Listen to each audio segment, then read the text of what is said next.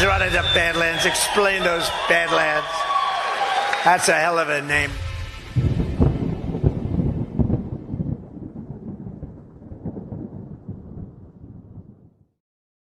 Hey, hey, hey.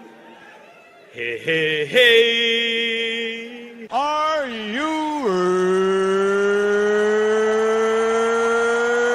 ready? For the thousands in attendance and the millions watching around the world, ladies and gentlemen, let's get ready to Bitcoin! That's a nickname in its own way, but we came up with a new couple of words for corn. Don't you know, pump it up. You got to pump it up. Don't you know, pump it up. You got to pump it up. Don't you know, pump it up. You got to pump it up. Don't you know, pump it up. You got to pump it up. Don't you know, pump it up. You got to pump it up. Don't you know, pump it up. You got to pump it up. Don't you know, pump it up. You got to pump it up. Don't you know, pump it up. You got to pump it up. Don't you know, pump it up. You got to pump it up. Don't you know, pump it up. You got to pump it up. Don't you know, pump it up. You got to pump it up. Don't you know, pump it up.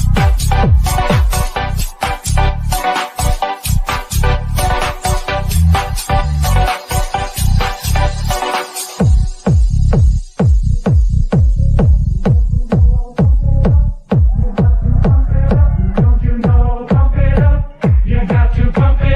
Don't you know, pump it up. You got to pump it up. Don't you know, pump it up. You got to pump it up. Don't you know, pump it up. You got to pump it up. Don't you know, pump it up. You got to pump it up. Don't you know, pump it up. You got to pump it up. Don't you know, pump it up. You got to pump it up. Don't you know, pump it up. You got to pump it up.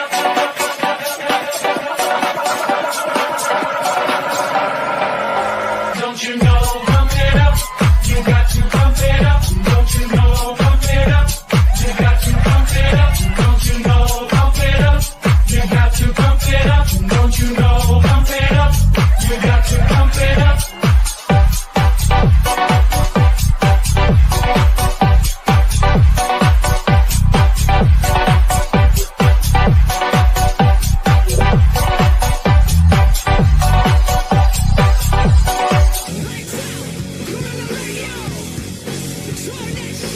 Can you quickly tell everybody what a rug pull is? Bitcoin stands for freedom, sovereignty, and independence from government, coercion, and control.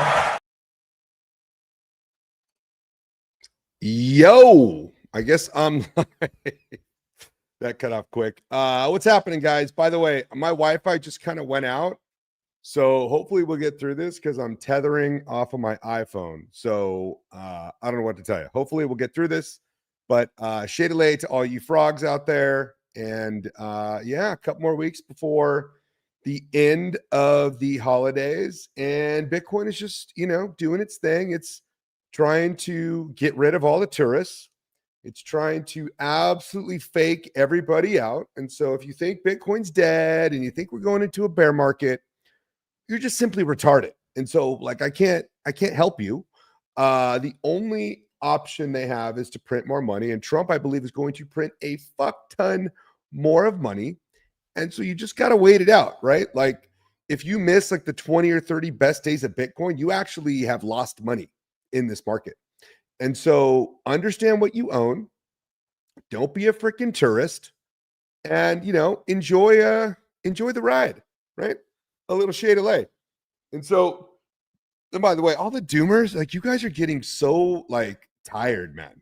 Like every place I turn, every conversation turns into Saylor is a bad guy. Elon's a bad guy. Trump's a bad. It's just like, what is happening? What kind of world is that? Do you people want to live in a world where everybody's a fucking cocksucker?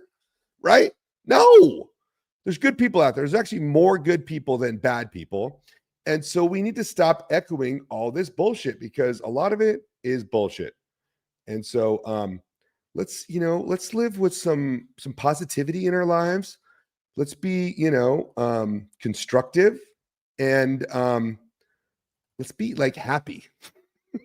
Right? Because we're winning this thing. There's no reason to like doom out. And so, the haters can go eat like large bags, go eat a large bag of dicks, because we're going to be here and we're going to keep on trucking. All right. So, go throw down, give us a like, throw a shade of lay in the comments. And, we'll get started. Here's British HODL, right? I am pro any person or company or institution buying Bitcoin for their future. If you own Bitcoin and encourage more ownership of Bitcoin, we're on the same team. This is absolutely true. Because look, guys, this is different. Okay. The amount of Bitcoin you own has zero effect on the overall consensus of the protocol. It doesn't matter if you own 1 million coins, right? You can't have any extra control over that network. And so,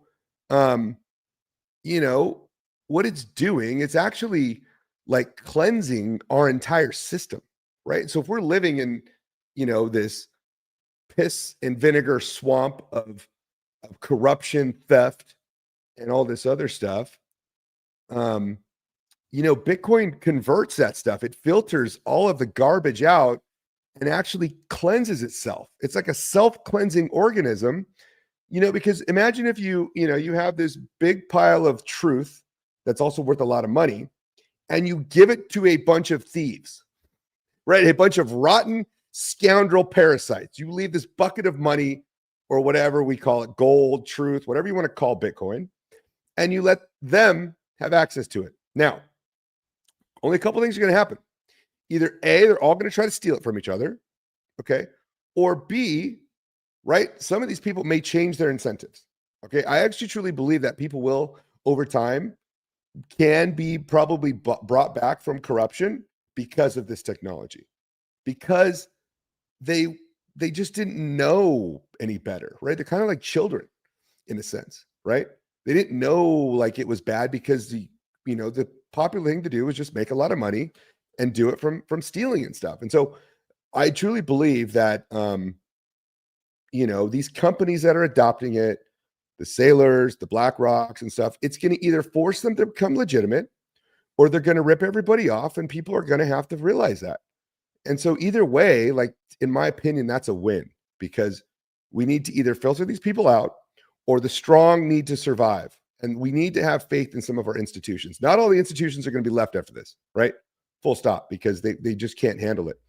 But, I want to have some kind of, there should be some out there we can trust, I would imagine, right? We're not anarchists here. We do want some structure to society, but all of them will have to be rebuilt. And when they're rebuilt upon a Bitcoin standard, it will eliminate all of those bad incentives that got us here in the first place, right? And so, let's let's chill out a little bit. Let's be merry this Christmas. And tell the haters to eat bags of dicks. But let's get started with some ads today. Just dropped new favorites for the season. The lotion, your 5-ounce favorite, is still here. And now we've added full 11-ounce bottles. New lavender tea tree deodorant, clean, calm, and effective. New tallow bars, chamomile lemon rose and naked. Rich moisture that actually works. And now the lineup is complete. Beard oil in unscented and spiced vanilla. Palo lip balms, available in chamomile mint, vanilla, naked, and vanilla tangerine. Palo bar minis for pocket-ready hydration. Available in vanilla coffee and naked. And finally, lavender vanilla lotion. Clean, calm, and made to work.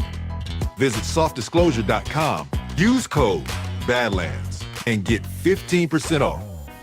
Soft Disclosure, For truth you can gift. Flings, I'm here on the streets of New York to tell you about something that's literally out of this world. You know, traveling between dimensions really takes it out of you, but I've found the perfect solution. My Shroom Vibe can now be your Shroom Vibe. Elevate your frequency. Get microdose capsules, gummies, and chocolate bars at myshroomvibe.com. Use code BADLANDS for 10% off your order.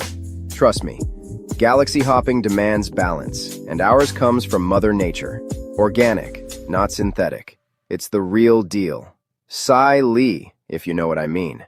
Check it out. Your frequency will thank you. Visit myshroomvibe.com. Organic goodness, not synthetic. Use code BADLANDS. We have one more. We've got River. Stack Sats with River, the Bitcoin-only platform built by Bitcoiners for Bitcoiners. Why River? Zero fee reoccurring buys. Stack Bitcoin effortlessly, hourly, daily, weekly, or monthly. 3.5% Bitcoin interest on cash. FDIC insured. No minimums. Withdraw anytime. Expert US-based support. Human help plus private client services. Big buys 100K plus. Business accounts. Boost your balance sheet with Bitcoin and earn 3.5% paid in Bitcoin. Top tier wallet, send, receive, and manage Bitcoin securely, including Bitcoin Lightning. Unmatched security, full reserve custody, multi-sig cold storage, and proof of reserves. Join the Bitcoin revolution at badlandsmedia.tv/river and earn real returns. That's badlandsmedia.tv/river. Shout out to the folks at River. And yeah, they've got a cool new update. If you don't have it yet, go make sure you grab that. And what else we got? So we got our special guest tonight. We did have to pre-record this, so I will warn you about that. But it was a pretty cool interview. Grant's a good dude. You can tell how he's like moving his way through Bitcoin in his understanding of it, and that it'll only continue to grow, right, as kind of the number goes up. I think he's going to get a deeper understanding of it. And I think he's really going to actually understand it. He's just kind of in the beginning stepping stages of some of that. But, you know, the guy's putting his money where his mouth is. And so I will go ahead and add it to stage and I'll be in the chat. All right. Shadley. Boom. All right. We are live. All right, everybody. A man who needs no introduction, Mr. Grant Cardone, a billionaire, philanthropist, and obviously the best-selling book, If You're Not First, You're Last, which, by the way, is one of my favorite quotes from the Talladega Nights series. Welcome to Rugpull Radio, sir. Yeah, you know, when I wrote that book, I didn't even know about that show. So everybody kept hitting me, said, dude, are you knocking off the Ricky Bobby? Ricky Bobby. And I said, no, actually, I was just saying, basically the book was a marketing. It was a book on marketing. And it was a book on domination and on competing with giants. And the concept was, if you're not first in the buyer's mind, you're last. And everybody thought I was ripping off Ricky Bobby. So I love that. I love that. So if you guys are not following Grant Cardone, go check him out. He's on X at Grant Cardone. And check out the book, If You're Not First, You're Last. Like, dude, I don't even know if you can get that book anymore. Actually, I think it was on Amazon. It was on Amazon right now. Okay. Yeah. All right. Yeah. But all right, dude. So like, I got to be honest, man. When I first saw you start talking about Bitcoin, I wasn't quite sure, you know, where this guy was going. Because a lot of, you know, billionaire guys, you know, there's a lot of pressure on you guys. And lately you have been like absolutely firing like truth Moabs one after another. And so I got to give you credit, man. I know it's not easy in a position like yours to have amassed a large amount of wealth. And like, look, man, you know, Bitcoin is a technology that's freedom technology, and the state does not like that. And so, you know, how did you first come across crypto? And then like, what was your like full on orange pill moment to where you're like full on maxi right now? Yeah. So you make a lot of assumptions, you know, you make an assumption that I'm a full on maxi. So we got to debunk some of this. Okay. All right. Perfect. Look, if I was a full on maxi, I wouldn't mix Bitcoin with real estate. Right. So I'm a coward investor, just so you guys know. I take, while I might appear to be this very, what's the word on social media, loud and noisy promoter guy on social media, when it comes to investing, I am extremely conservative. I take a lot of time to do something. It takes me a bit to finally figure it out. And I've worked very hard for my money. So all of it, every penny of it, I feel like it was scratch and grind, probably like, 60% of America. And most of the time, right, 2008, I had spent some wealth. At that time, it was probably, I don't know, $4 or $5, maybe $6 million. And in a period of literally 3 weeks, I watched all of it be put at risk. And I remember watching Lehman collapse and thinking, oh, I'm going to go bankrupt. If Lehman could go down, I can go down. And I had about $50 million worth of debt at the time, 230 apartments. What did I have? I had 2 businesses that were dependent upon car dealers. And I watched this massive shift. Warren Buffett says, hey, when the tide goes out, you'll find out who's wearing clothes. And look, I didn't do any of the stuff. I wasn't over leveraged. I had a swimsuit on, and it wasn't a G-string. What Warren Buffett didn't say is when the tide goes out, bro, it doesn't matter what you're wearing. Okay. Yeah. The tide's going out and you're just going to pull your legs out from underneath you. You're going to fall on your face and be terrified. And you don't know how long that tide goes out and drags you, how far away from the beach it drags you. And that's what happened. And so to answer your question about being orange pilled, I've been buying real estate since I was 28 years old. So I was orange pilled. I was real estate pilled at 28 because my first orange pilling, it was way pre-Bitcoin. It was just the destruction of money. I'm 67 years old.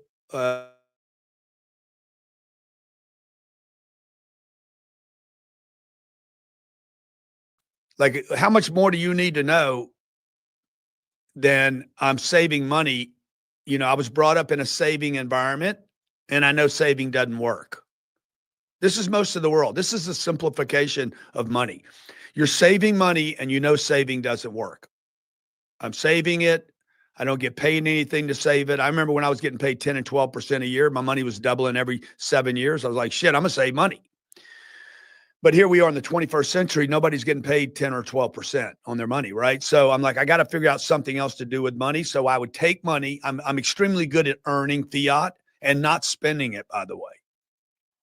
So when I was 25 years old, I got out of a treatment center and I learned how to make money. I learned how to get it through a commission job. And then I would save it. I'd set it at the bank. And I didn't ever spend any of it. Like, I'm extremely frugal, live way below my means. The sweater I have, I bought on sale. Everything I still buy today is on sale. It drives my wife crazy, but I'm like, bro, like all you got to do is wait like 30 days. It's going to be on sale. Yeah. It's the same sweater. And so I was very good at earning money, extremely good at saving, very good at living below my means and not getting seduced by the money.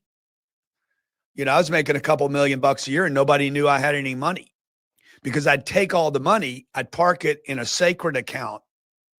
This is what? This is probably 40. This is 1990. I'd earn the money. I'd park it in a sacred account. I even call it a sacred account, which means you don't touch it for no one. This is a God account. And you put it in this account. You're not going to touch it until you know what to do with it. And I didn't know what to do with it. I had no clue what I would invest in. I studied stocks. I didn't understand them. I studied bonds. I understood that even less. Currencies. I'm like, bro, you way over my head now. I can't even get through all these symbols. So I'll just store it. And then I bought a piece of real estate and a chick moved in and paid me $200 more than my payment was. And I'm like, okay, that's what I'm going to do with it. I'm going to buy real estate. It's real. It's a real world asset. It has a real use. I'm going to drop the cash into the real estate and I'm just going to keep it. And the rents over time, I didn't know the rents were going to go up. I started buying real estate. The rents were like $400. Those rents, 400, 600, 800. I mean, if you just look since 1945, those rents just kept going up. I didn't understand. They weren't really going up. It's the fact that we were printing more money. Right. And so real estate became this inflationary hedge, GMoney, obviously, that I didn't understand I was doing it, but I end up accumulating a bunch of this real estate. I end up with about 6,000 apartments after 2008. I turned it up and started aggressively buying real estate, value add real estate. And, fast forward to today, I have a bunch of cash flow from the real estate. I mean, the orange pilling has taken place on a series of different events. My brother and I were in a room debating on X. This is probably 3 or 4 years ago. It was a debate room: real estate, Bitcoin, or stocks. And I got off the call and I lost the debate. Because, hey, you got plumbing, Bitcoin doesn't have plumbing. You got roofs, Bitcoin doesn't have roofs. I'm like, yeah, but Bitcoin doesn't have cash flow. It doesn't have tax depreciation. It doesn't have a real utility other than it protects you against, the printing of money, which is, by the way, probably the only one you actually need. But so I was having these conversations, right? And when I got off that call, I'm like, man, how can I put real estate and Bitcoin together? And I asked that question. This is 4 years ago. And somebody was like, you need to tokenize your real estate. 4 years ago, bro, you weren't tokenizing anything. Okay. It's still not really being done at scale yet, much less tokenizing real estate into tiny little fragments where there's titles and deeds and complications and loans and blah, blah, blah. So anyway, this year we started, my brother showed me he introduced me, I started looking, I started researching, my brother's Grant Cardone, and I started coming into the spaces and listening to people, and had a meeting with Saylor earlier this year, trying to figure out how can I add Bitcoin and real estate together so they become something better. So I don't have to have this debate about which one's better. No, that's awesome. I mean, I think, real estate investors are a natural progression to Bitcoin because they understand about preservation of wealth. They understand, how, what property is and how property, stores its value over time. And yeah, it's a natural progression. And so, you're an amazing salesperson, right? You started out hustling as a salesperson, but this technology is not very easy to sell. You've probably seen that in your, in your influence. I mean, you probably have an army of accountants. There probably wasn't one of your economic accountants that said, you need to have this technology. It's just kind of like that, maybe the layers of propaganda over the years to finally kind of have this, this technology really sink in, which is a unique, thing, I think. Yeah, I think, one thing that kept me from Bitcoin being understanding Bitcoin sooner, I was introduced to it in 2013. I was given 115 pieces. I still have them today, by the way. And I'm not a trader. I hold things. So I don't know what it's trading at today. It's probably 91 or 90 or something like that. One of the reasons I love real estate, dude, is you don't have to look at a price. You buy it. You wait. You just wait. It's just a matter of when. If you make you make the money when you buy it. You don't make the money you just wait. And that's why I think Bitcoin and real estate, when they're combined together, they're much better for the investor because now you're not looking at the chart. You're not looking at the 4-year, if there's even a 4-year cycle, which I don't believe there is, by the way. But if you're looking at the cycle or you're looking at the halving or you're looking at who's buying, I don't do any of that stuff. I just mix the two together and wait. But what I was going to say was, I was looking for a way to improve my returns because the real estate returns are boring. They're just extremely boring. So when that guy gave me 115 pieces 13 years ago that I still have today, I guess it's 11 years ago, 12 years ago. I started looking at, hey, what if I converted some of my cash flow from my real estate into Bitcoin? And so I'm like, okay, I'm going to start doing $10,000 a month from my cash flow. I had a lot of cash flow from the real estate after 25 years. And I plugged it into the model and it's like, okay, if you'd have done this since 2012, blah, I'm like, shit. Well, what are you going to do now? You're going to be like, well, what if I did 100 grand? Yeah. And then I said, what if I did $1.6 million? That's what I earn a month in free cash flow, half for 12 years. Every month I get a check for $1.6 million from these 30 properties. I don't need the money. I'm not buying stuff. Okay. I don't have a watch on today. I'm telling you, I'm buying my sweaters on sale today. So the $1.6 million is just hitting an account. It's sitting in the bank earning nothing. I'm like, what if I'd have converted that since 2012? It'd be like $42 billion. Unbelievable. I'd be one of the richest people in the world, bro, rather than, barely on the list. Well, I think you're on track actually to absolutely dominate in this space because you have such a unique, amazing product that you've come out with because you've learned how to combine, the real estate with Bitcoin. And this new project you have called the Misner Boca Bitcoin project, it's basically a hybrid, right? It's allowing investors to have real estate and Bitcoin because it's, a lot of these boomers, a lot of these older folks, they need that like bridge. They don't want to go straight to Bitcoin. They want something they know. And they're like, you know what, maybe I'll dip my toes in because we know Cardone, he's got some amazing experience in past history that we can put a little bit in and have a little bit exposure to Bitcoin. And so kudos to you for coming out with an amazing product because you actually have a business model to support the ongoing purchase of more Bitcoin through the rental cash flow. Yeah. Yeah. And this is what I got a little sidetracked there with your last question, but this is what kept me from being in Bitcoin sooner was the way the community speaks about Bitcoin. This is a sales mistake, right? Like the worst salesman in any car dealership or furniture store or technology store is always the one that knows the most about the product. I've written 4 books on sales. I have consulted some of the largest sales companies in the world. I'm considered probably one of the top 3 influencers in sales from the 1990s through the early 21st century. And the number one worst salespeople in an organization, even an entire industry, are those that know the most about the product. Interesting. Why? Because they get stuck in product. And I'm not buying a product. I'm buying a solution. I'm buying a feeling. I'm buying some change. When I go buy that Bugatti, the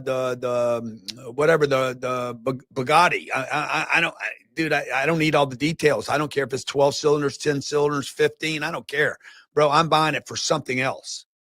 Okay. I want to show up. I want to see people talking about me, whatever the deal is.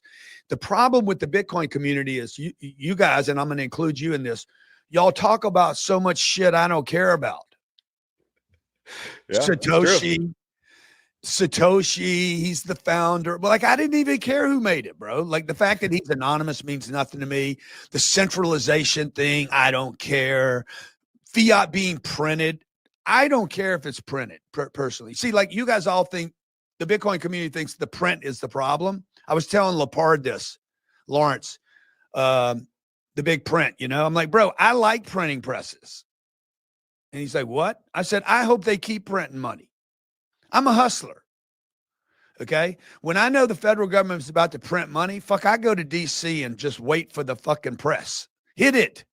Okay. Because I know how to hustle cash.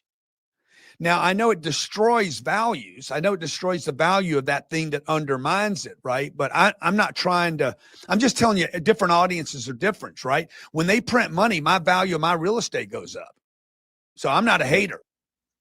And I think that we're always going to print money. Now, that being said, I'm not trying to save the world. Okay. I'm trying to figure out how do I make a better investment for myself, my investors, protect my own money for my family. Some people are going to say I'm self-serving and selfish. Say it as much as you want, as often as you want. It's probably true, by the way. But when you're trying to convert me to Bitcoin and you're talking about all this foolishness, and I'm just thinking about how to protect myself and my family, you're not going to convert me. You're actually going to push me away. So what we did was this year, we did 5 projects. I've probably Bitcoined 3,000 or 4,000 people this year, not here, but with money, where they've now taken money they had and converted it to a Bitcoin project. And I'm not even talking about Bitcoin. I told Michael Saylor this, Mike, if everybody has to read the Bitcoin standard and then spend 100 hours on Bitcoin, bro, we're never going to do a conversion. Agree with that. Yeah, absolutely. So he's like, well, how are you doing? I said, I built a real estate project like the one you showed. If you show the project again, let me just show you how I do it. That project is 366 units. Okay. It is the best location in Boca. It's $350 million project that I paid $250 for, and I added $100 million worth of Bitcoin.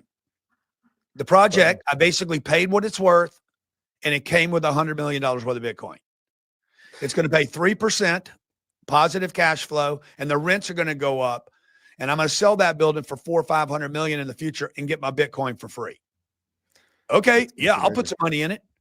How much Bitcoin you got? I already told him how much I had. I got $100 million of Bitcoin. That's the largest real estate Bitcoin project ever done. When we started doing this, the demographic of the investor went up 20 years. Older, richer, okay, 20 years older, much wealthier, and half of the audience that invested with me knew about me, but had never invested in a project with me that was just real estate. The moment I added the Bitcoin on top of real estate, they're saying, hey, I'll put some money in it. Now, we did lose some people too. We also lost some people that are like, I don't want the risk to the Bitcoin. But for the most part, our check size tripled, our age group went up, and the wealth of the individual also increased. Awesome. No, and it's an amazing project to onboard more folks into Bitcoin.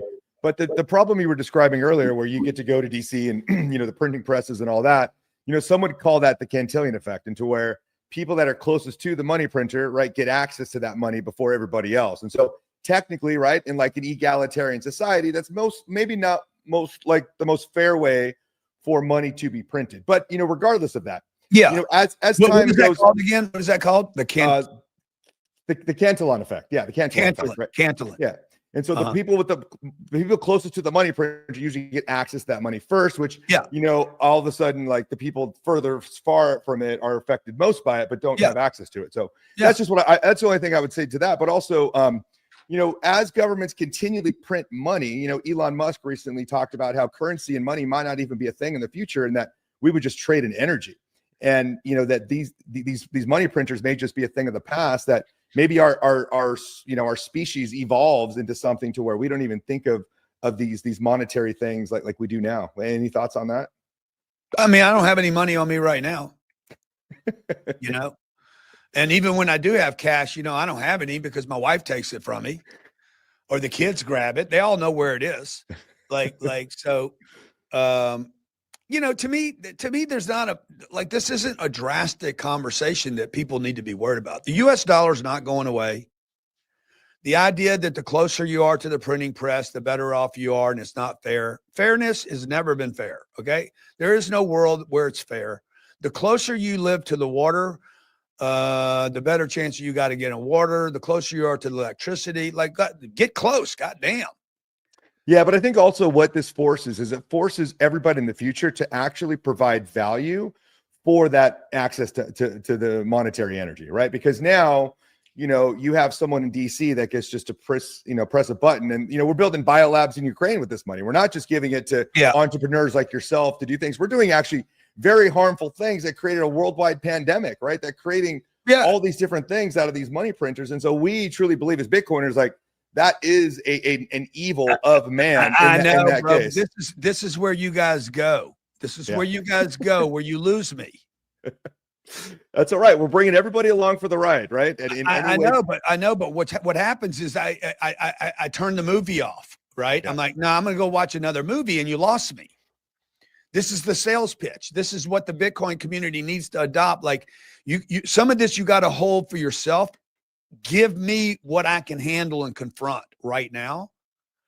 All I want to do is buy some Bitcoin, bro. Yeah, sell me this pen, right? Sell me this pen. Exactly, dude. Sell me the pen. Fuck, hey, there's a third of the audience that just wants to buy shit. Yeah. They don't want to know how it works. Yeah. And so, the first time I bought a Tesla, nobody explained me the car. Somebody picked me up in one, put me in the front seat, put on your seatbelt. Wham! I'm like, fuck, this is amazing, dude. Yeah. Okay. Maybe you've had the experience before walking into a car dealership, not even being in the market for a car. And you're like, what is that? I'll take it. We're overselling, we're over-educating the community. So I would just say to your Bitcoiners, understand that when you're educating someone, they're not an investor, they're a student. Yeah. When you're orange pilling, they are not an investor. They're being orange pilled. My goal is to get people to own Bitcoin and to own my real estate project. So when I'm trying to convert somebody to anything, I'm not trying to educate, because as I educate, they become a student. Students don't buy things, they learn things. And what I'm trying to do is move that guy to become an investor and have an experience, so that when I get him on the phone, he's like, hey, bro, I invested in that project with you. How's Bitcoin doing? This is what I got 3,000 people doing once a month. How's the Bitcoin doing? Yeah. Well, we're down about $8,000 right now. What? Yeah, but we're up 22,000. We're up down 8,000 today, but up 22,000 since we bought it. Oh my God, I'm glad I didn't buy that shit. Bro, our real estate's stable. The Bitcoin's going wacko. Okay. The two together, bro, we're not selling this anyway.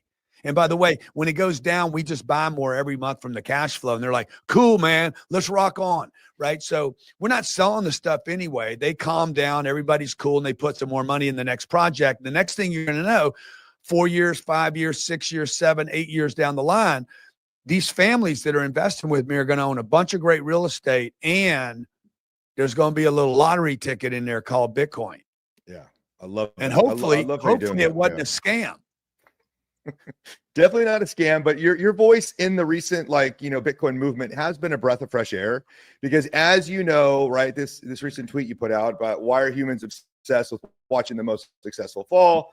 The taller the pedestal, the harder the humans cheer the crash. I'm watching live in the Bitcoin community. People who want to orange pill the world appear to root against Saylor and MicroStrategy. And so, yeah, we see a lot of these doomers and haters that are constantly echoing this just doom and gloom all over. And so thank you for being a voice of optimism and encouragement, because I don't believe those people are helpful or constructive in the very least. And what Michael Saylor and what you and others are doing for the Bitcoin community are huge onboarding events that are massive, that you guys are doing more in a day than some of these people that are talking like that will ever do in their entire lifetime. So yeah, thank you.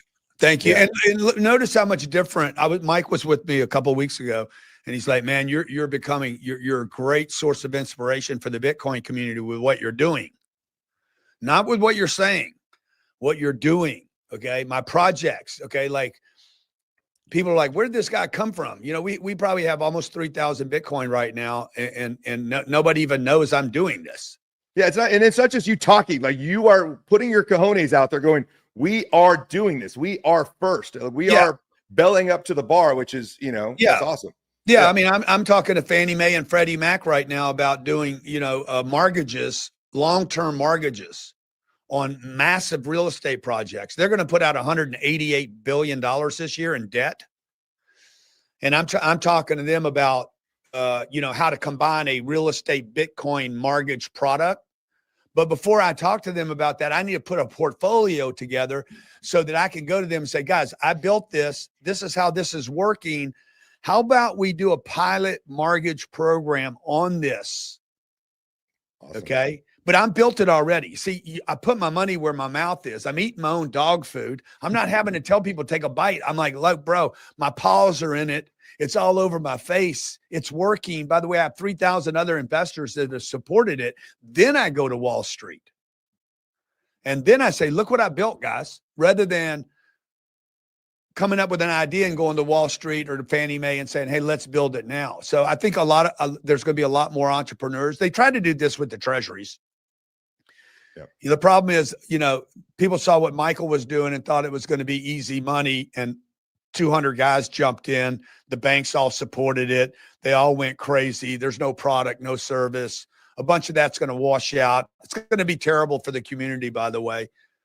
You're talking about the Bitcoin treasury companies? Yeah. I mean, it really concerns me. To me, this is the black swan event that could really be damaging, could create an unnecessary winner for Bitcoin. Is the number of guys that have jumped into this with no business experience, no customers, no accounts receivables. They're trying to, all they're trying to do is copy what Mike did and create some, pendulum of borrow money, buy Bitcoin, Bitcoin goes up, stock goes up, borrow money like that. That's not a company. Yeah. Where yours is a truly cash flow positive company that is continually adding that cash to Bitcoin, which is a no-brainer for a real estate investor. Yeah. And if it all goes to hell, we end up with a bunch of trophy real estate that people that will be worth You know, rents double every 10 years in this country without any help from the government, by the way. Every 10 years since 1945, rents double. The moment Donald Trump hits the printing press for 6 or 7 trillion this year, I believe he will, by the way. I believe that they're going to approve something between now and the midterms. There'll be a massive print. When you print that much money, rents are going up. Yeah, I think actually the property portfolio will dwarf what the Bitcoin will actually be. So I think it's going to be opposite, but we'll see how that scenario plays out. But you brought up earlier the idea of tokenization. Larry Fink is talking about tokenization, Scott Bessent, Howard Lutnick, Donald Trump, came out with his own meme coin. And, this is really something that's going to be, I think, taking over to help modernize, traditional finance in a way that we don't have now. Because, you probably heard of the scenario of the naked short selling and the GameStop fiasco where, the hedge funds couldn't cover their shorts. And we don't have a lot of transparency that happened in the equities market. Plus, we have a lot of people that don't have access to things like real estate, right? Because they can't afford a large property or, to invest in something like that, but they could buy maybe a fractional ownership of something like that to be included in that. And so it seems like maybe your thoughts on tokenization is getting more positive towards the future. Yeah, 100%, dude. I'm trying to figure out how would I take that project? Okay. We have 366 units in Boca Raton. Just take that one project. We've done 5 of these this year already. And it sits in an LLC with $100 million worth of Bitcoin. The two are merged together in this company. We pay cash for everything. We have a third of it's now debt, long-term 5-year debt. A third of it is equity cash for the real estate. And a third of it is Bitcoin cash for the Bitcoin. So we could take the real estate and the Bitcoin, not the debt, and tokenize that, convert it to 236 million coins, call it the Boca Bitcoin hybrid. And I take the, 1,500 investors that I have in the deal and give them immediate liquidity. Yeah. Selling off 10,000. My average investor is about probably $700,000 in that project, a person. Now this would open it up to the guy in Vietnam or, South Korea or Colombia, Bogota, Colombia, that could be like, hey, I'll put 20 grand in that project. I'll buy 20 coins at $1,000 each and have access to Miami, Boca Raton, best in class real estate Bitcoin fund. It provides my investors with liquidity and it provides them with access to a deal that has real estate and Bitcoin that the guy in Bogota cannot buy $10,000 worth of, you can't buy $10,000 worth of real estate in Boca Raton. Maybe you get a chandelier, a fake chandelier. So have you talked to Mike or Trump or anybody about how to do that at all, or what they're coming up with? Yeah, we're looking at doing that. Eric was here a week and a half ago.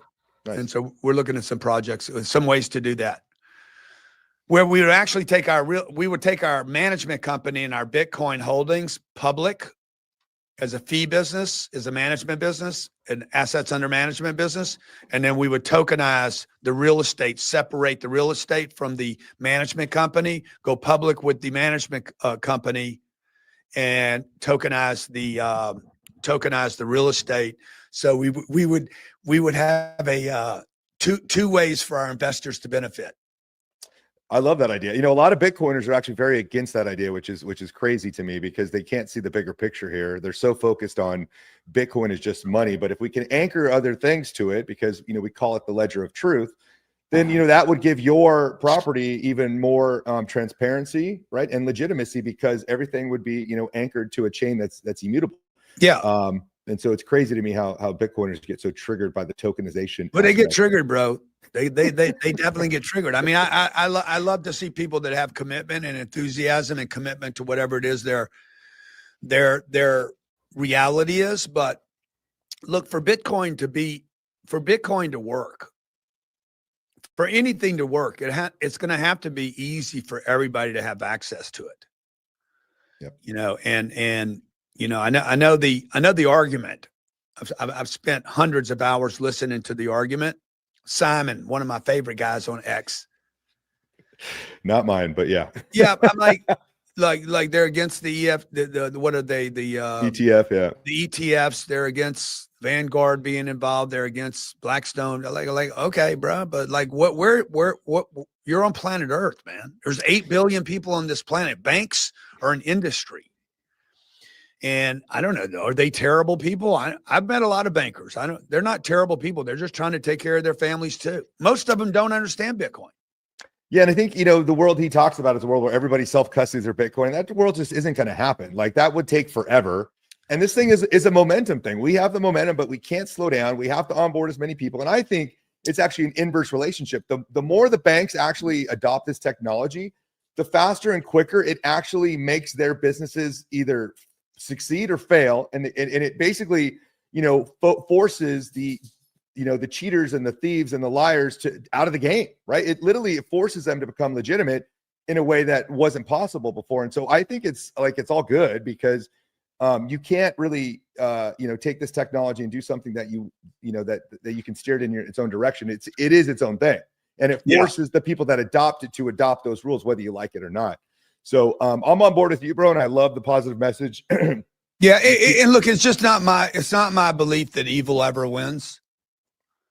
Yeah. Do they get bigger? Yeah, they get bigger. Okay. Do they get, do they steal if things get harder? Like, I hear this whole thing in the Bitcoin community about how the youth have been priced out of the market is the people that have quit, except for a couple of rare instances. Like if you live in Gaza or some terrible location on the planet, bro, there's opportunity. There's more opportunities today. I'd rather be 25 today and pay $440,000 for a house than be than grow up in 1958 when the house was $7,000. There's so many more ways to make money today than there was. Easier ways to make lots of money, to create tremendous amounts of wealth. Anybody could be a billionaire today. Anybody. I absolutely believe anybody could actually bank $1 billion today. That did not happen in 1950, 1960, 1970, 1980. And we were on the gold standard. Yeah. Okay. I'm just telling you guys, I would rather be off the gold standard and have massive opportunities. See, Grant just needs a time machine. He wants to go back in time, be 21 again, and do it all over again. Okay, let's switch gears a little bit because, again, like I said, you're one of the most base billionaires that I've seen lately because, that's difficult to do, right? Lately, we've seen what's going on with JP Morgan. You've also put a call out to close JP Morgan accounts. And that takes a lot of cojones, man. Like, you're putting yourself out there.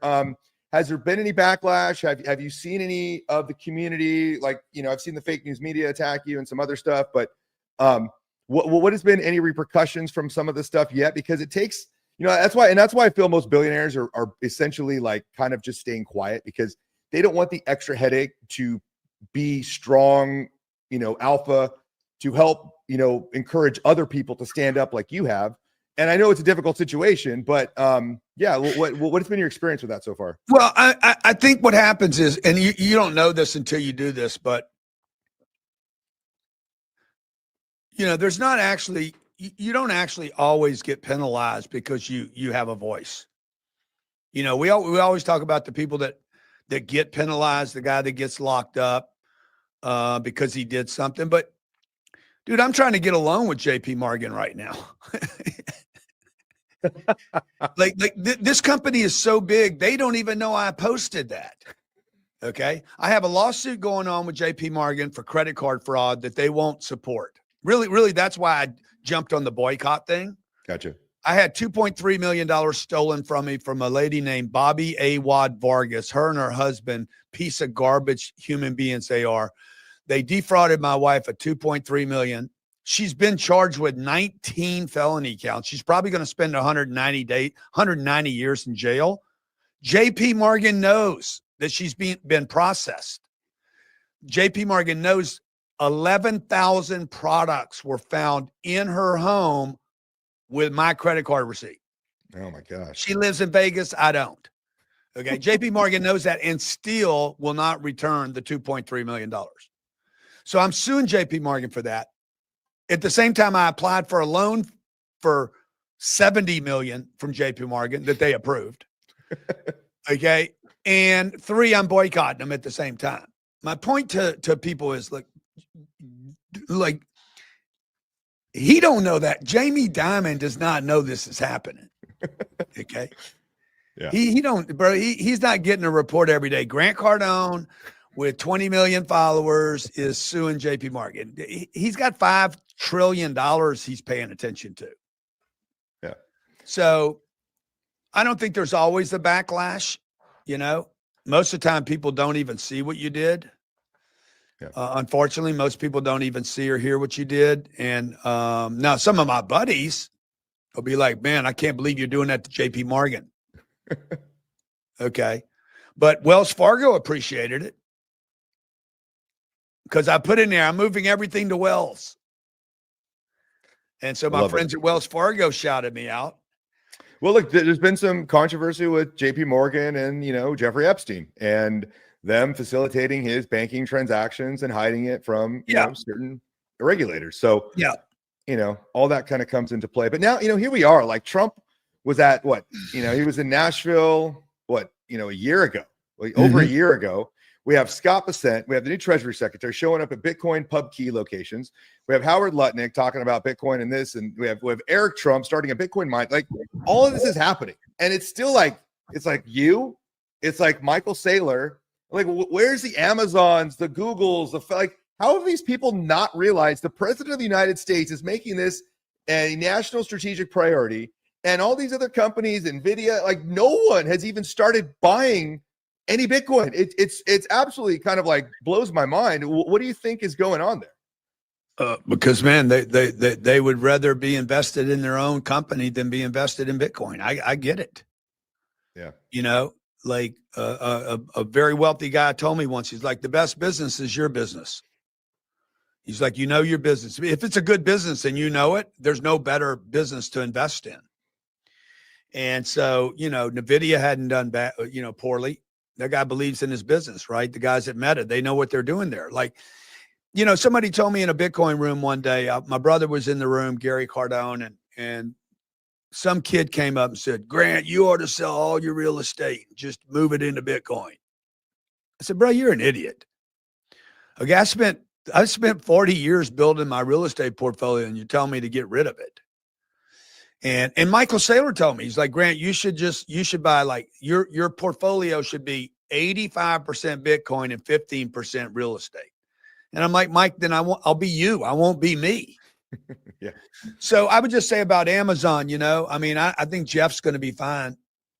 Yeah. He's worth 200 billion. Like he doesn't need to do that. That's why he's not paying attention to it. You don't get it, right? But he's got his own playbook. So what is your percentage of allocation to Bitcoin versus real estate right now? In a sense, I probably have, if I have 3,000 pieces right now, probably have, to my net worth. Well, some of that's investor money. So I would say probably personal is probably 5 or 10%, maybe close to 10. And across our portfolio, just because we just started this year, it's more like 50% across our portfolio this year, but probably only 10% across probably 7% across the entire portfolio. Now, if that figure starts to grow, and like say it becomes like 20 or 30, will you sell some of that off to get back into real estate, or will you just kind of keep it? Well, I probably what I would do, I would prefer to borrow against it on a long-term fixed mortgage against the real estate and the Bitcoin. Yeah. So we did a project in January. It was $88 million. 15 of it was Bitcoin. Our cost basis in that Bitcoin was 90, probably where it's at today. So let's go out 4 years. What's Bitcoin going to be worth in 4 years? What number would you put it at? I don't know, probably 500K. Who knows? So it's going to be 175 pieces plus whatever we bought every month. So 175 times 500. I'll have $87.5 million worth of Bitcoin. That pays for the real estate. Assuming the real estate didn't go up. I have no debt on either one of them. So I'm going to go to the lender. I'm going to go to a Fannie or Freddie or whoever's doing this loan, the Bitcoin long-term loan factory, whatever. Maybe Grant Cardone's doing the loan. Yeah. And I'll be like, hey, I want to borrow against 87 million twice because I got that in Bitcoin and that in real estate. So I want to borrow against 180 million. I want to borrow $88 million against my real estate and my Bitcoin at 3%. And so the reason I'm going to do that is because I'm going to get this big chunk of money, distribute it back to our investors, pay everybody off, and we own everything free and clear. And there's been no tax event. The one problem Bitcoiners have is you guys have a tax problem that most, particularly the old Bitcoiners, haven't dealt with yet. Well, we do have a way to deal with that. Let's talk about the tax thing, actually, because I do have this tweet up here for you. You guys who scream about Trump tariffs, but then say nothing about state tax, federal tax, property tax, inheritance tax, capital gains tax, are like people who repeatedly return to Diddy parties. You deserve it in the IRS. I love this, by the way. This is an amazing post, one of my favorite posts, because it just shows you getting more Bitcoin toxic that I truly love. And so I'm enjoying your journey going through some of this, because here's the thing, like taxation is theft, right? You kind of realize it, you know this, that this country was fully funded by tariffs before the income tax was actually introduced. The income tax was actually introduced the same year as the Federal Reserve.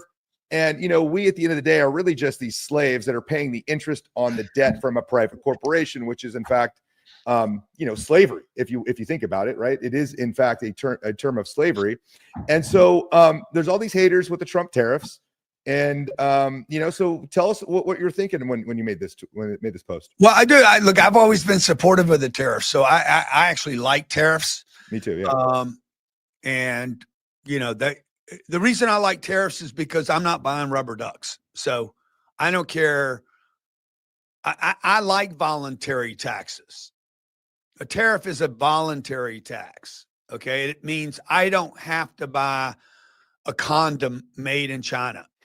I don't have to buy a Toyota. I don't have to buy a German car. I don't have to buy Nikes. I don't have to. Okay. You only get tariffed if you agree to buy the shit. Now, if you're a company that relies on Vietnam for production, then you probably don't like the tariff. But let's face it, what you really shouldn't like is your business. Your business is the problem. You're dependent upon Vietnam and the government to continue to you know, service your little shield game, right? So look, I hate taxes. That's what I hate. You're taxing my income. I don't care if you tax my purchases because I can cut them off. I don't want you to tax my income because I want to make income. I like to work. I like to earn money. I like to be paid to catch a ball, to perform, to do better than other people. You know, if I'm a slave, I'm gonna be the best slave there is, brother. Like they're gonna be like, he is the head slave right there. That guy right there. That guy. We need to reward this guy like the best slave that's ever lived. So maybe I am in the Matrix. Well, look, this country was founded on a tax revolt, right? 1776. Next year will be the 250th anniversary of the founding of this country on a 3% tax on tea. You know, in reality, that tax that is not going to any public service for the most part, you know, take off your billionaire's hat for a second and put yourself in like, you know, Joe Schmo here, who are, you know, getting crushed with inflation, right? The plumber that saved for the last 20 years got his savings decimated in like the last couple of years from doubling the amount of money out there. And, you know, there is a true movement in non-compliance, right? Because power of the government comes from consent of the governed. And if enough of us come together and say, you know what, we're just going to opt out and stop paying our federal income taxes. Here's an asset that is immutable, unconfiscatable, and unfuckwithable. Like, tax that, government, right? Go fuck yourself, government, right? In a sense, to where they have to now earn their legitimacy. Now we're forcing them to, everything they do has to be voluntary from us. Hey, you want to go send bombs, right, to Ukraine or Israel, whatever? You have to directly get that money from us. You can't just print it, right? Or you have to tax us directly in a way that's voluntary. You know, and I think this Bitcoin is so much bigger in that mindset because it flips the tables of control from them, the government, the power structure, to the people, if enough of us take it to that level. Yeah, I mean, and look, that's why I'm like, the tariffs don't bother me. Printing money doesn't bother me. Taxes bother me. Yeah. Okay. Taxes are you putting something in me that I didn't want. I didn't want that. Okay. Now, if you agree to the insertion, well, then, okay, good. Or like, whatever. I don't have to pay for the tariff. Now, the printing of money, I don't personally mind the printing of money if you didn't tax me. Do one or the other. Don't do them both. Yeah. Okay. Because I think that you need to print money at times. There are times during COVID, 2008, you needed to print. Otherwise, the world was going to stop. Now, Dark Side is going to tell me, oh, no, that was the end of the world right there. I'm like, bro, do you remember what was happening? Yeah. The And I think world you're right. would end. Okay. COVID, we would be at 40. We would have 40 million people unemployed if we wouldn't have printed money. There are times where you have to print. The problem in this country is, and I'm talking about the plumber, the roofer, the HVAC guy, the electrician, the masseuse, the single mom. The tariffs aren't the problem, and printing money is not your first problem. Your first problem is not inflation. Your first problem is taxes. 40% of everything you earn before you spend a penny is getting taxed.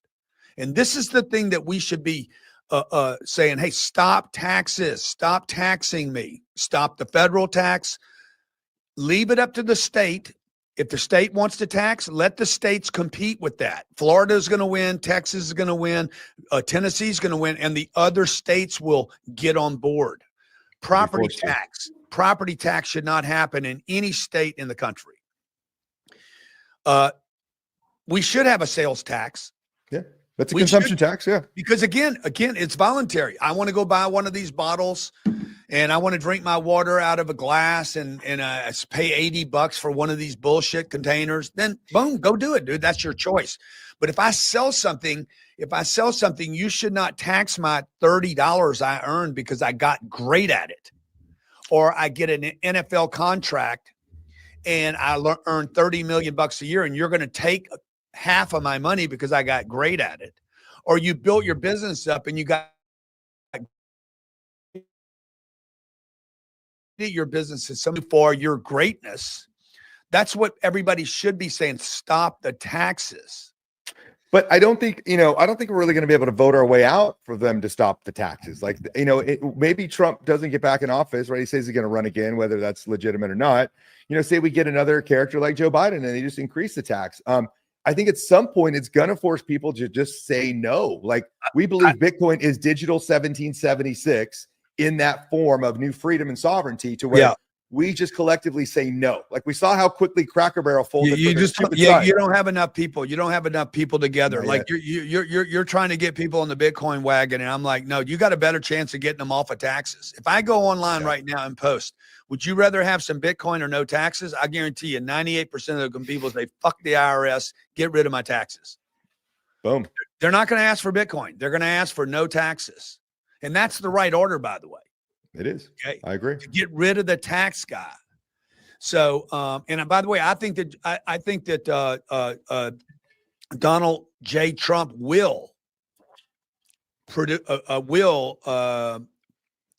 present a lower or zero federal tax bill before the midterms.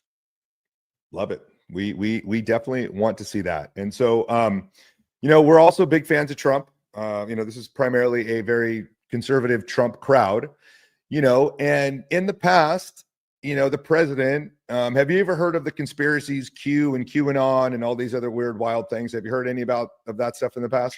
No, I don't really know too much about it. Okay. Well, anyways, he does repost a lot of these, what we call QAnon memes.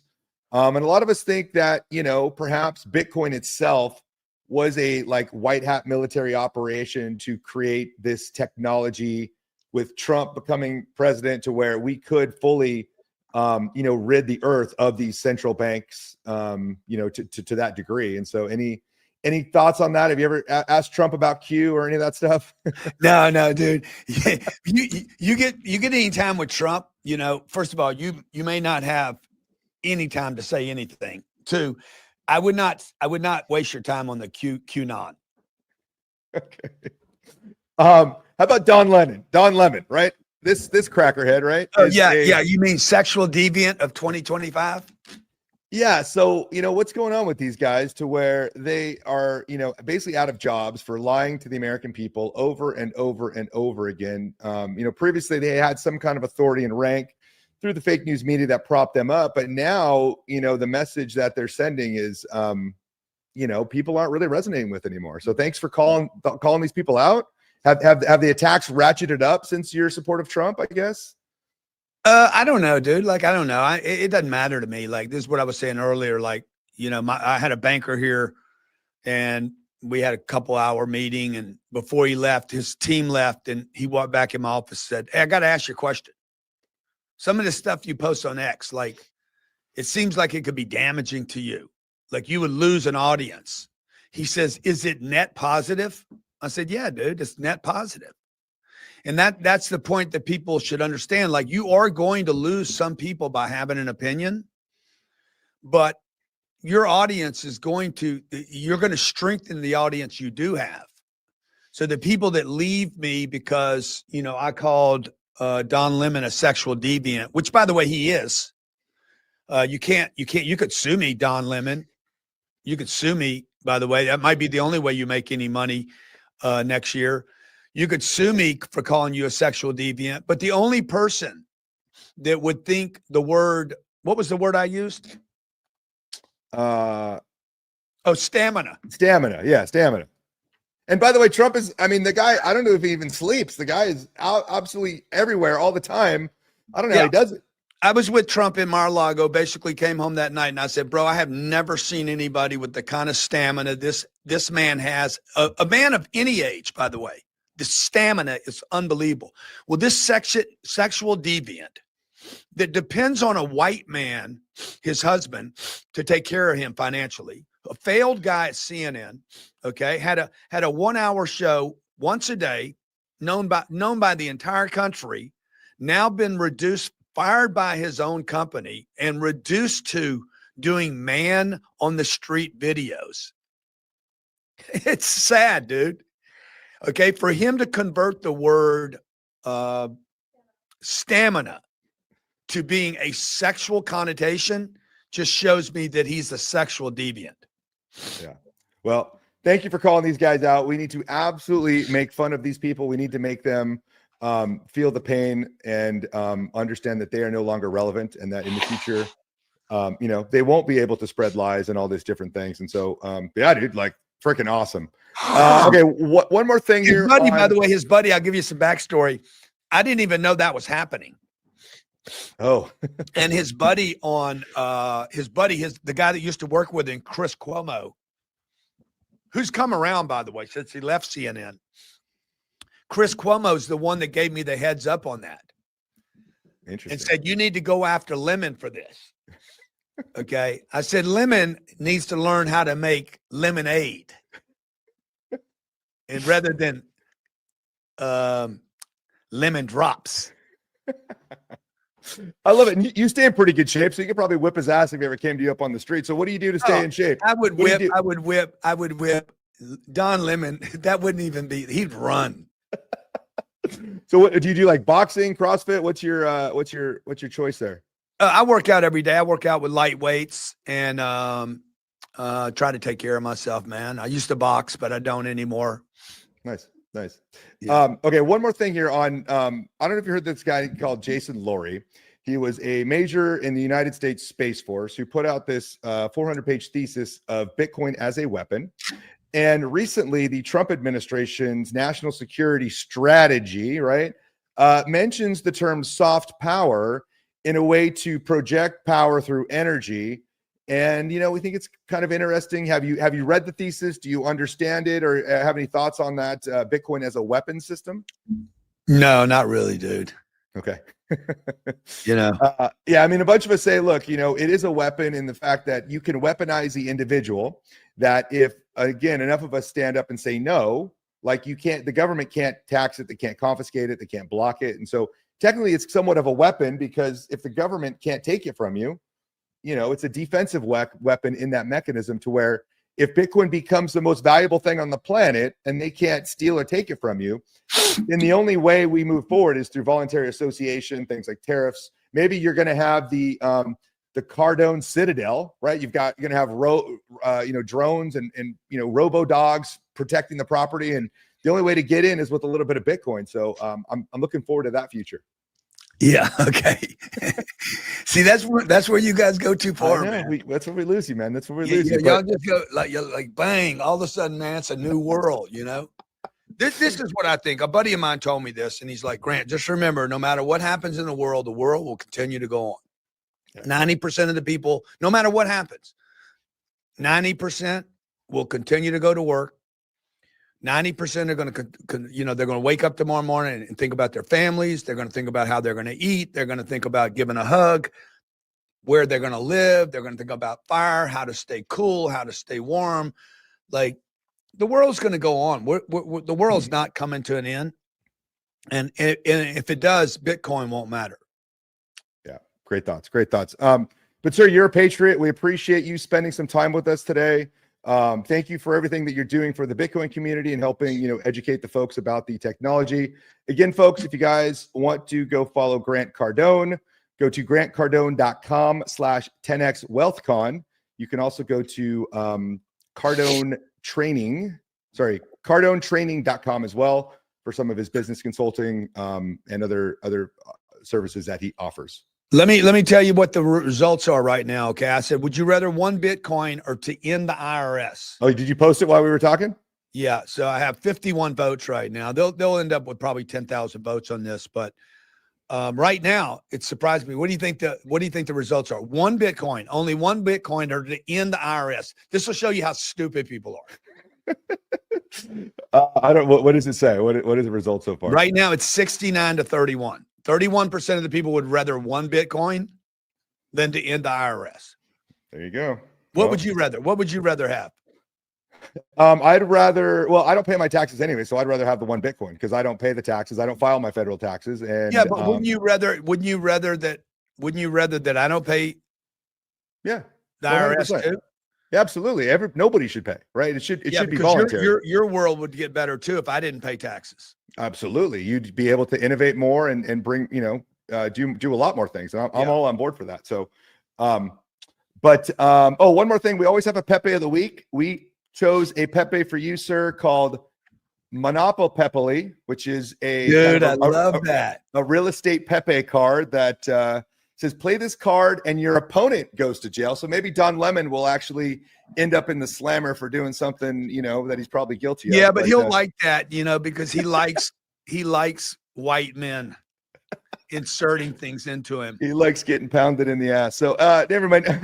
That's the thing about jail, the workouts are free, the sex is free, and the food is free. Oh man, this has been fun, man. This has been fun, Grant. Again, appreciate you coming on. I'd love to have you back on sometime, but we'll catch you up in the spaces, and we'll see you then. Thank you, man. Appreciate you. Shade of lay, brother. Yo, and we're back. I hope you guys enjoyed that one. I forgot about that little stint at the end there. He hit Don Lemon one more time. Hilarious. But so here's the final results of Grant posting that.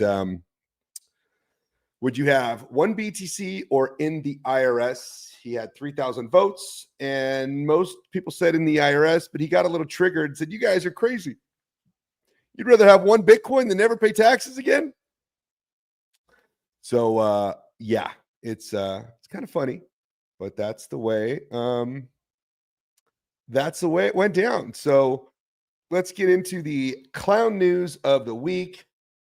Recently, two Casasias Bitcoin, each holding 1,000 Bitcoin, have just moved after sitting untouched for more than 13 years. Those are the actual physical Bitcoins from the early days, containing a private key hidden under a tamper-evident hologram that can be redeemed on the blockchain. So a couple of new billionaires out there, I guess, just redeemed those coins. So we'll see if they move further. We've got the Office of the Comptroller of Currency confirms the bank authority to engage in riskless principal crypto. So basically, the banks can now act as an intermediary for Bitcoin and crypto transactions. Let's not forget, it was Trump's first term with Brian Brooks who paved the way a long time ago, right? I was tracking this stuff even back then in 2020 when this happened. So it's finally come full circle. This is pretty funny. A statue of Satoshi Nakamoto was just installed at the New York Stock Exchange. Talk about trolling the deep state and the cabal by doing this. It's pretty funny, actually, right? Like, here is this, student, anonymous person that nobody knows who it is, and that's going to end their entire system. And we're just, basically rubbing it in their face. I love it. El Salvador is adopting Grok to partner for tutoring for every public school in the country. An amazing thing, right? They won't need a Department of Education, right? They won't need old history books that were whitewashed with, fake and gay history. And it will be preserved. Like Elon says, the historical record should be written on rocks and put all across the galaxy, or maybe put on blockchain. Kind of a similar thing. And then we've got the bio of X Money account is launching in 2025. And Elon says it's already been launched internally. I believe there's only 6 more states that need the money transmitter licenses to make this thing fully go on board. Okay. The CFTC announces a pilot program for Bitcoin to be used as collateral in derivatives markets. Another huge win. And guys, like, the bullishness news has been never, ever this crazy bullish in terms of like linking up our entire financial system. And the price has not done anything, which is kind of funny, because it's just so crazy the amount of positive news that's happening in the space, and we're not getting really anything. So it's kind of funny. Let's go to a couple clips here I pulled. We have Trump talking about inflation. It's a con job. I think affordability is the greatest con job. They look at you and they say, affordability. They don't say anything else. Everyone says, oh, their prices were so low. No, they had the worst inflation. Yeah, the worst inflation. I think we all know what that is about. And here we go. Trump said he fixed inflation. That's what he had. And we fixed inflation. And we fixed almost everything, if you want to know the truth. So see what he said? He said, we fixed inflation and we fixed almost everything. Like, those statements back to back is kind of like fixing inflation actually fixes everything. Like, it's a very simple dot to connect, but it is actually the entire piece, right? Which we've been saying from the get-go, right? Fix the money, and when you fix the money, you don't even have to fix the world, because it just, again, it's that self-cleansing organism to where you don't have to come up with all these projects and departments and institutions to fix things. Like, humans will naturally adapt and be better people once the money is fixed. And it's truly, some crazy times we are living in that not enough people have woken up to. But, we'll just wait and see when they wake up. Scott Bassett dropping some absolute Moabs like usual. My worry is that the Fed is turning into universal basic income for PhD economists. Right? That I don't know what they do. They're never right. If you were to you should double the number of PhDs. If you go to 700, they might get it right. Well, look. If you were to look at the central value tendency versus how they've done, it's shocking. Right. It's shocking. I said, like, if air traffic controllers did this, no one would get in an airplane. Scott Bassett is a killer, total killer. Who says Bassett's a killer? Well, Trump does. Have a listen. So now, and we have our savior in this room. His name is Secretary of the Treasury, Scott Bassett. He's right there. Because that very handsome man, by the way, if you're picking the Secretary of the Treasury, is he like the perfect guy for a movie? He's made for the movie. Stand up, Scott. Look at him. No, he's central casting. He's central casting. But you don't, under that beautiful exterior is a killer. And here's what happened. He is in charge of the investigation of Somalia and the billions of dollars they have robbed from Minnesota, right? I hope you do your job. I hope you're not one of these Republicans where something comes up and they don't do what they should do because they're nicer people. You know, they're much nicer people than the Democrats, but Scott's actually not a nice person at all. So, Scott, you're in charge of that investigation? Okay, I'm not interfering at all. I'm just saying, please do a good job, honest and fair. Right? Honest and fair.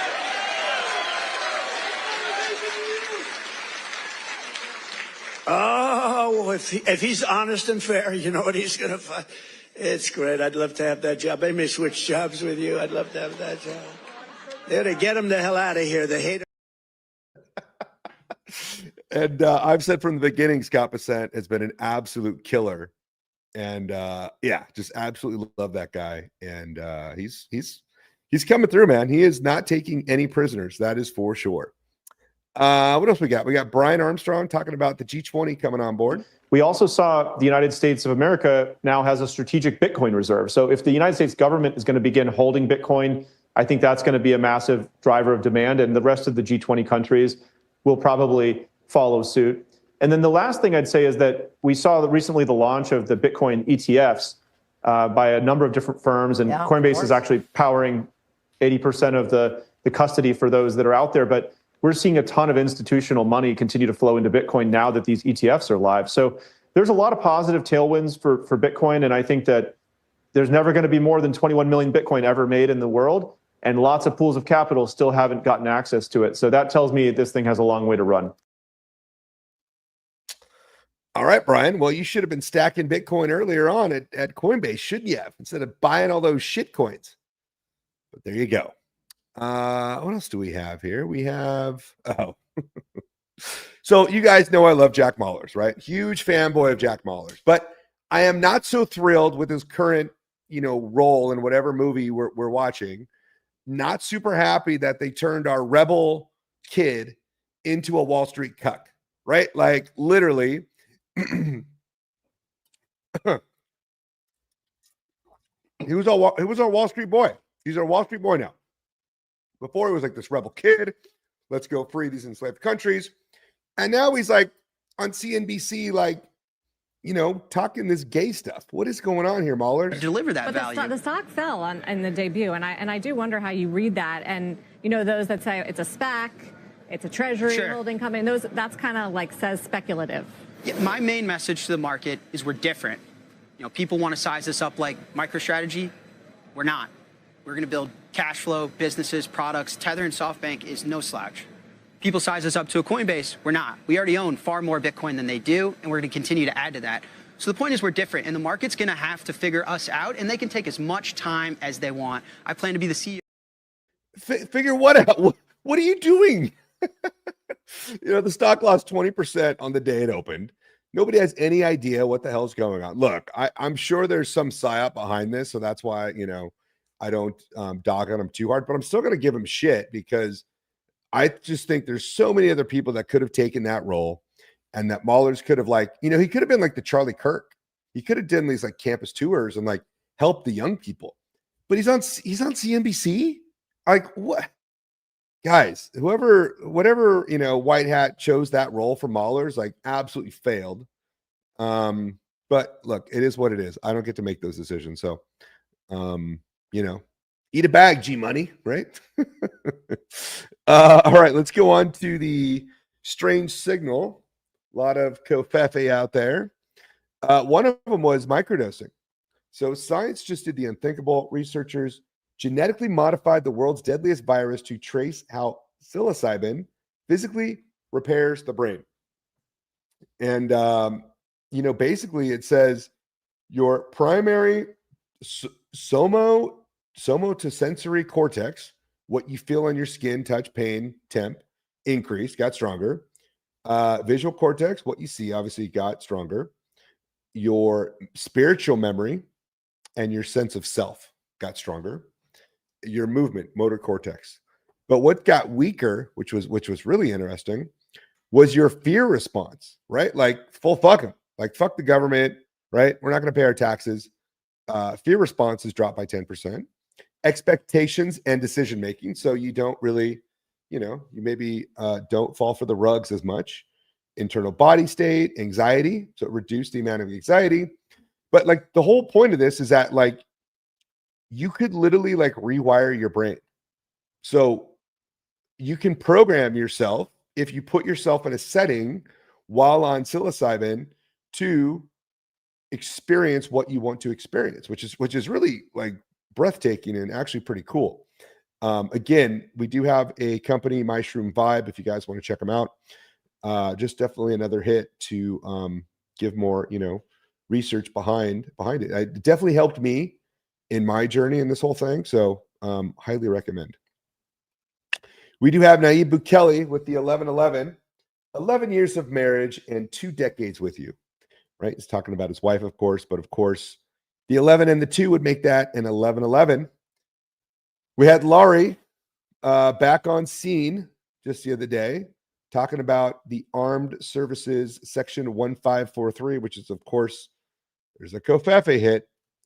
And if you actually look at part of this bill, it talks about the use of military capabilities to increase the cost of and consequently reduce the incentives at adversaries for targeting defense critical infrastructure in cyberspace. That looks a lot like soft war, guys. Hate to break it to you. And then, of course, you had the National Security Strategy was also released. And in it talked about maintaining the United States' unrivaled soft power through which we exercise positive influence throughout the world that furthers our interest. Soft power equals soft war, right? And that's why Bitcoin is so special. It's the first time sapiens have figured out how to wield real power to physically defend their property against systemic exploitation without having to cause physical injury to each other. Boom, boom. Yeah. We had the Space Force with a little Covfefe reposting Semper Supra and with 100 and a 3.5 years ago. So that's always interesting. Then, of course, we have this one of Long Branch's threads, the mystery of pi and 355 divided by 113. So that's an interesting one as well. We also have Forbes come out with a plan to build a Bitcoin-powered shadow central bank, okay? Which is, pretty massive. There's a lot of doomers out there, right? Some of the Simons and even the dark side get a little doomers on Saylor, but even with Saylor, we really didn't know what he was going to do until maybe the last year, really ramped up some of the products in his direction. And that's why I still have a lot of faith in Mahler's. I just don't like where he's at in that role. So whatever, G-Money, it's just your own issue. But yeah, that's fine. But I think Mahler's will have some very interesting business models that are probably in the works that will probably shock everybody. So we'll stay tuned for that. Oh, absolute Moab today, by the way. This was a huge Moab, guys. The SEC just approved the DTCC plan to tokenize stocks, bonds, and treasuries. Okay.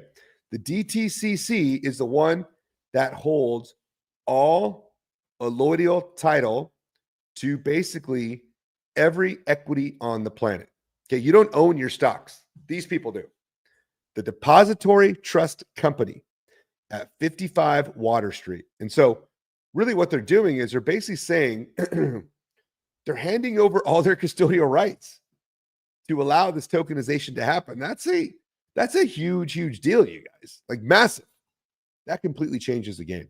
And so we'll see how that plays out. We'll take a we'll keep a close eye on that. Chat GPT. So Fed Chair Powell talking about stagflation. Conditions in the labor market are cooling and inflation remains somewhat elevated. Of course, this is what ChatGPT also spit out on how to say stagflation. For the haters in Larry Fink, he's getting pretty cushy with Jared Kushner. I don't know. That's kind of a sign there. We all know Kushner's got an interesting role to play as well with the Saudis. And so again, that just makes us think that a lot of the stuff that we're seeing that's going on behind the scenes, we're not privy to. So we just kind of know the signal is there. So then, of course, we had, well, this is where this came from, right? We had Pete Hegseth, the Secretary of War, basically retweet or post this picture from, 8kun, right? From the Q boards. And then after that, shortly, right, you've got a connection to Cynthia Lummis, who says big things are coming. And then, of course, we've got Jason Laurie that posted not too long ago, about the Department of War. And of course, it has an ASIC, in his thing. So we'll keep pulling those little drops out, but they're definitely interesting. 1776, we had the Department of Homeland Security. My brave fellows, you have done all I asked you to do, and more than can be reasonably expected. But your country is at stake, your wives, your houses, and all that you hold dear. General George Washington, December 1776 at Valley Forge. What else do we have? We have a GameStop posting the Declaration of Independence, which is interesting. I'm wondering why GameStop is posting that. I have no idea. And so, yeah, I guess we'll, we'll see how that flows. What else do we have? We have the Department of War will never, ever back down. America first. Peace through strength. Common sense. Common Sense was, of course, written by Thomas Paine on December 23rd, which is also the delta of the creation of the Federal Reserve. So that'll be interesting on how Pete Hegseth continues to ramp up the chaos. And then we had some other interesting things with tokenization, and AI. So Trump just signed a bill to actually centralize AI. Good picture. Pulitzer Prize. This is going to be a Pulitzer Prize picture. Let's give him the Pulitzer Prize. He said that. Do you like this guy? Oh, yeah, absolutely. I do. Everybody likes Albert, right? Yeah.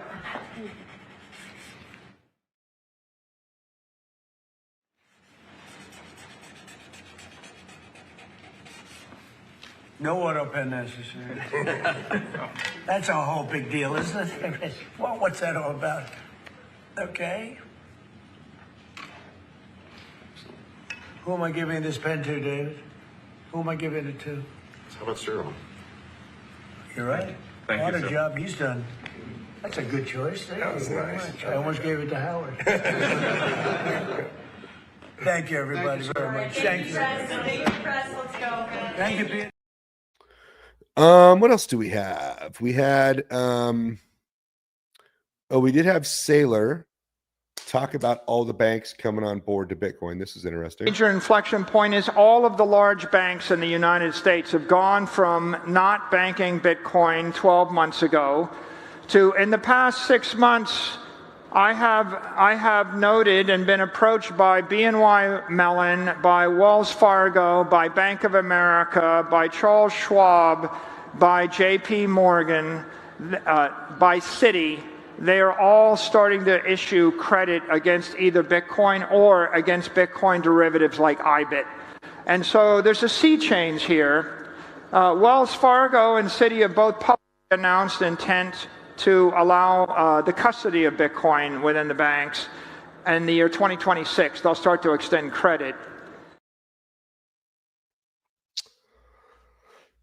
So everything's kind of coming to the singularity here pretty quickly, actually.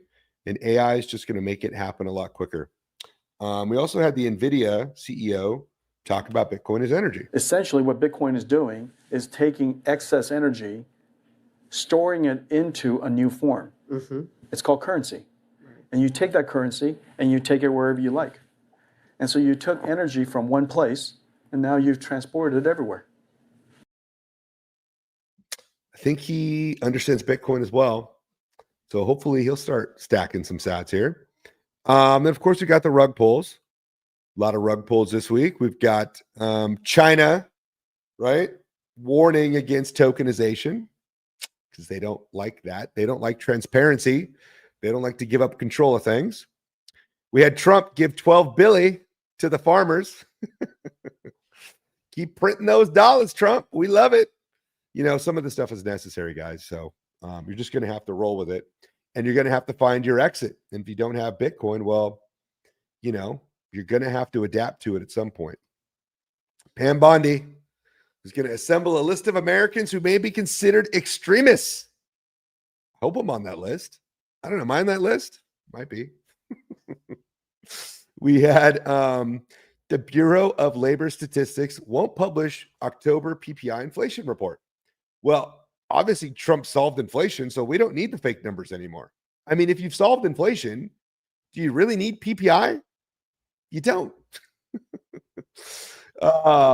Trump is the master. Tokenization, we talked about how they are not going to be treated as securities. So digital collectibles, you know, it's a free game, right? This goes back to Saylor even saying, you know, you basically can have a world where a small group of people get to have access to the capital markets, or you have tokenization where everybody has access to the capital markets, and that some people will get burned, but the greater good for society is that everybody will have access to open, free, and capital markets.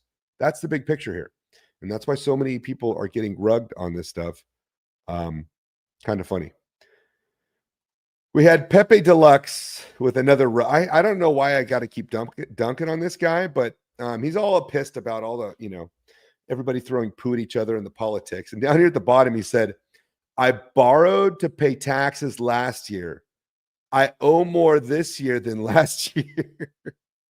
We need some wins. We need some help. He borrowed money to pay his taxes. Oh man, some of these anons are completely lost. And then, of course, you had Trump dunking on the gold bug Peter Schiff, who's, of course, you know, easy to kind of dunk on. But anyways, hope you guys enjoyed that. We'll have one more episode of Rugpull Radio next week, and then I will be out for the Christmas New Year's break. But yeah, next week should be pretty fun as well. So I'll play some mini clips, and we'll catch you guys next week. Chedele. We're at this inflection point, moving from economics as art, you know, colored by superstition and religion and ideology. And we're crossing this boundary where economics becomes science, and it's informed by mathematics and engineering, right? And the scientific method. But, you know, you have to date that, in my opinion, to January 3rd, 2009, when Satoshi unleashes Bitcoin, and there's a singularity, and all of a sudden there's actually engineering, physics, and mathematical principles that are starting to spread in a viral fashion through the economy.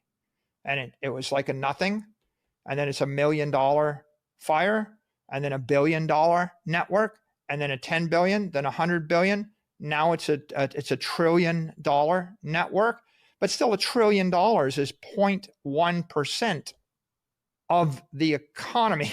So 0.1% of the economy has clean money, and 99.9% of the economy runs on dirty, toxic assets that are defective, that are operated by people that don't know they're trading defective assets.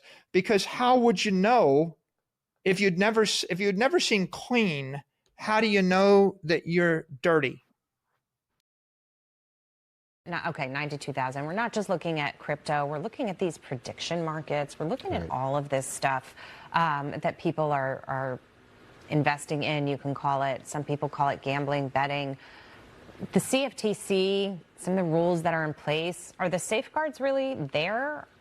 I would say we're 30% there. It started with the Genius Act, and one of the reasons that the wind came out of Bitcoin is when all of a sudden stablecoins became legal, tender and payment systems, not on speculative pricing, but basically backed by the U.S. Treasury of duration less than 92 days, the whole world woke up and said, wait a second, this is a way I can actually do a transaction between geographies at a low cost.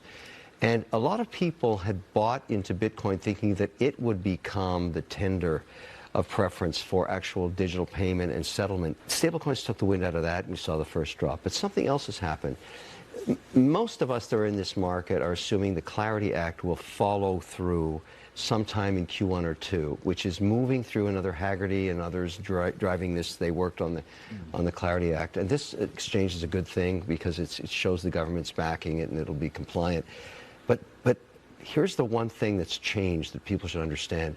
There are thousands of altcoins or rat coins, they're called, and poo-poo coins, you know, it turns out that even though some of them have a use case, if you're an investor and now all of a sudden you get the Clarity Act and you're an institution and you decide to put a 3% to 5% weighting like you would in gold, I'm talking pension and sovereign wealth funds, the data tells you something very stark. It says all you have to own to capture 90% of all of the crypto markets alpha or pricing volatility is simply Bitcoin and Ethereum. You don't need anything else. And so this is really, really hard medicine for all of the people that sponsored all of these other chains and other platforms, because now they face the reality, which I think is a cleansing, a good thing, a spatula cleaning from all that poo-poo coin out there that's just pure speculation. But it also says the maturity of the market is looking at the numbers because the big money's about to come in. So if you were just in Bitcoin and Ethereum over the last 8 weeks, you've done so much better than own the poo-poo coins. And volatility was a gift to the faithful.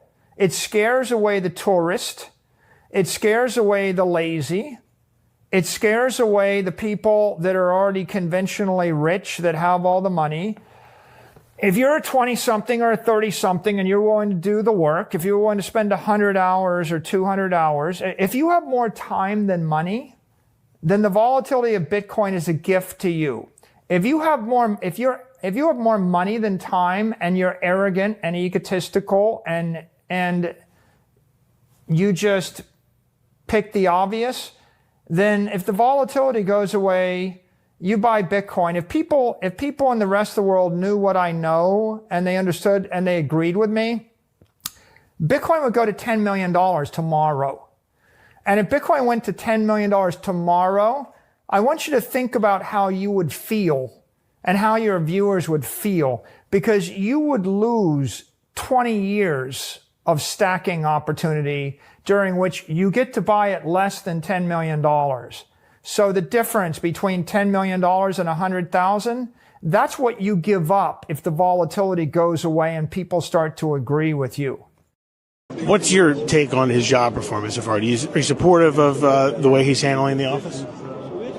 Why do you care? I'd be interested to see what you think, and you've known him for all nonsense. It's all clickbait. When I was first starting to vote, there used to be a curtain, and you voted anonymously, and you voted your conscience. And nowadays, people want to know who you're voting for. What the fuck business is anybody's? It's none of your business. That's why every person, one vote makes the difference. And you guys inflamed the situation by asking people, so, who did you vote for? Who are you for? Why do you care who I like and who I don't like? I'm nobody. I stick my tongue out for a living. I would do that now, except the floor's dirty. No, don't ignore that. That was very funny. What are you most excited about tonight? I have a hot chick with me, and I'm set. This is Radio Freedom.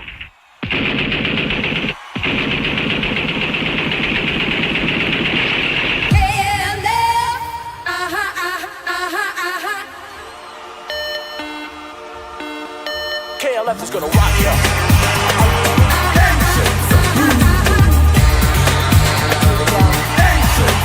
KLF is gonna rock you.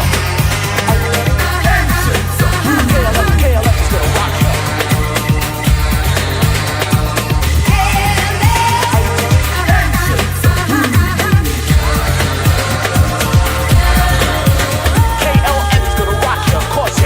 Move to the flow of the BB blast. Face ballistics, I'm gonna kick this hard.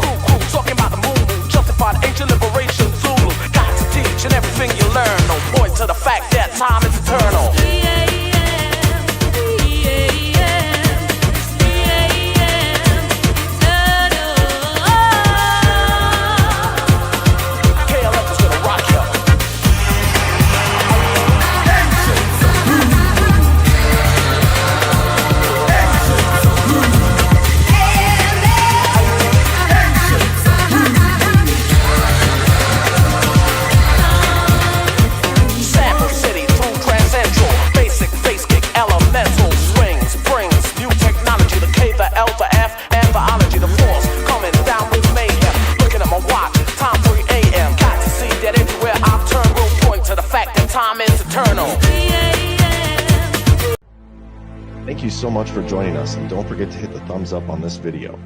And a special thank you to all of our advertising partners. Please remember to shift your dollars to support those businesses that support Badlands Media.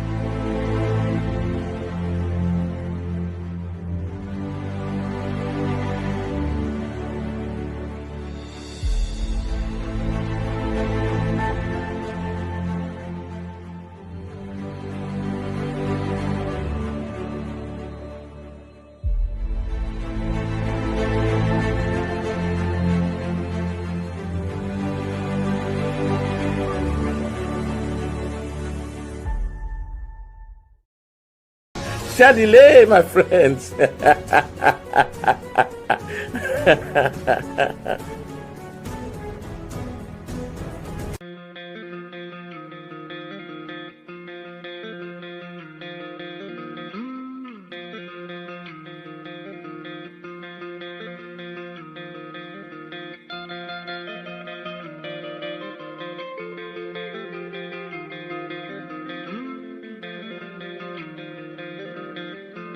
Because you're living an illusion.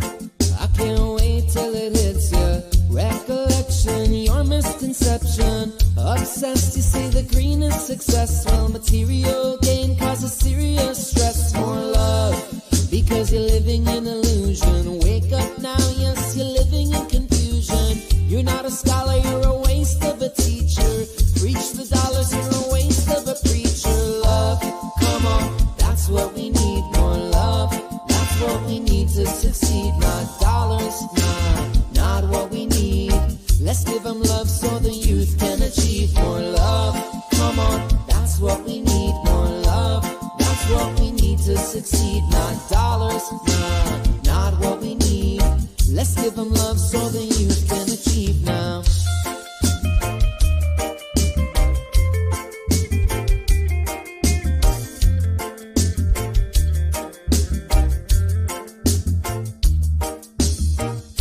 You gotta see clearer, clear on up, stay up and stay clearer. Go back to basics, look in the mirror. You're in a dream, wake up and now gear up. Come on, love, continually loving, that's realer. Make up your mind and emerge as a leader. Now it connects many, many are feed off. Rise up above, cause the youth stay feed off. Love, come on, that's what we need. More love, that's what we need to succeed. Not dollars, not what we need. Let's give them love so the youth can achieve. More love, come on, that's what we need. More love, that's what we need to succeed. Not dollars, not what we need. Let's give them love so the youth can achieve now.